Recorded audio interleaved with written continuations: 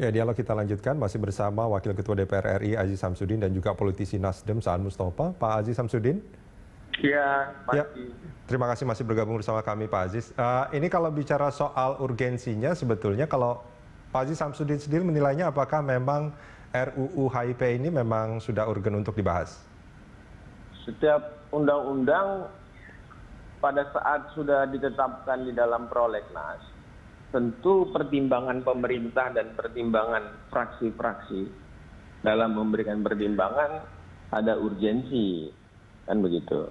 Tapi kan urgensi itu tidak bersifat permanen, bisa saja dilakukan penambahan, perubahan dengan berbagai macam pertimbangan, masukan yang diterima dari masyarakat maupun dari masukan-masukan dari berbagai macam kalangan. Okay.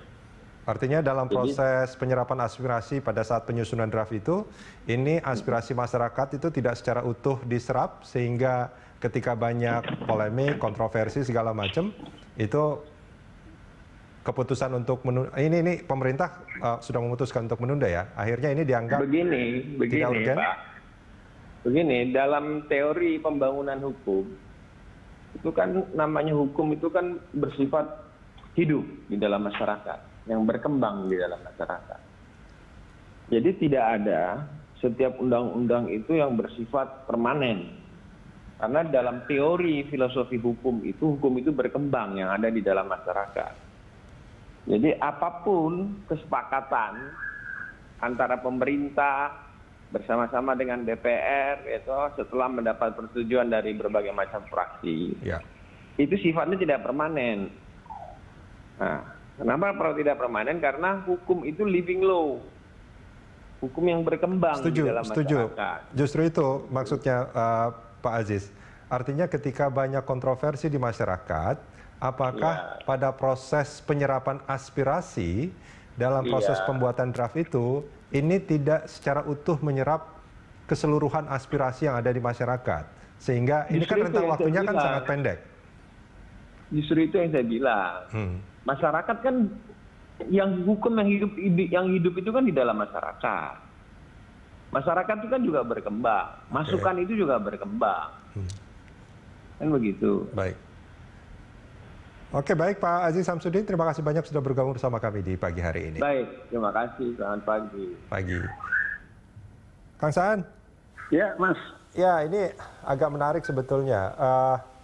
Saya setuju dengan apa yang disampaikan oleh Pak Aziz Samsudin bahwa hukum itu memang tidak ada yang sifatnya ajak gitu ya, pasti akan berubah berdasarkan kebutuhan. Cuman ini agak menarik dalam proses penyusunan draft itu yang saya baca sudah banyak mengundang para ahli dari masyarakat juga dan segala macam.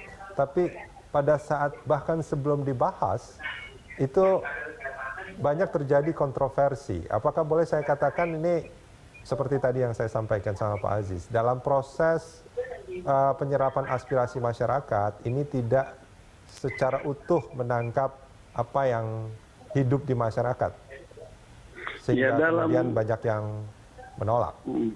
Iya, dalam menyusun sebuah RUU ya, itu kan ada naskah akademik. Naskah akademik nanti kan tertuang dijadikan sebagai dasar untuk menyusun draft RUU-nya. Nah, ketika menyusun naskah akademik tentu dilakukan yang namanya tadi ruang publik ya, sebagai bentuk masukan terhadap undang-undang. Nah, masukan itu kan tidak dalam satu tahap. Jadi ketika di awal berproses, bahkan ketika misalnya sampai di akhir undang-undang itu mau diputuskan, disahkan menjadi undang-undang di DPR, proses untuk membuka ruang publik dalam bentuk masukan-masukan dari masyarakat itu tetap berjalan kan itu.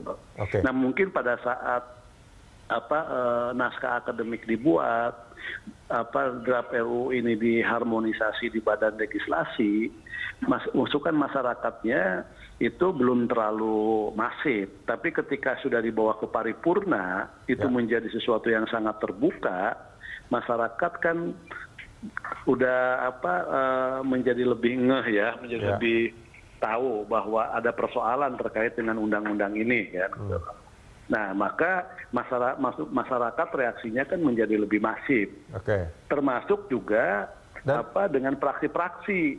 Bisa saja ketika di badan legislasi ini kan belum secara utuh ditangkap, diketahui kan dari artinya gini, itu. Kang Saan, artinya melihat masifnya aspirasi masyarakat soal RUU HIP ini, boleh nggak kalau disimpulkan bahwa untuk saat ini sebetulnya RUU HIP ini memang tidak urgen untuk dibahas?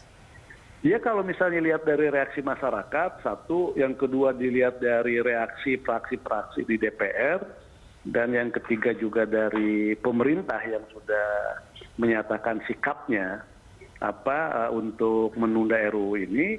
Untuk saat ini, sebelum nanti dikaji lebih dalam apakah RUU ini nanti berlanjut dibahas atau tidak, memang urgensi hari ini lebih baik kita tunda dulu untuk tidak dilakukan pembahasan. Kang Saan, terima kasih banyak sudah bergabung bersama kami di Morning Talks.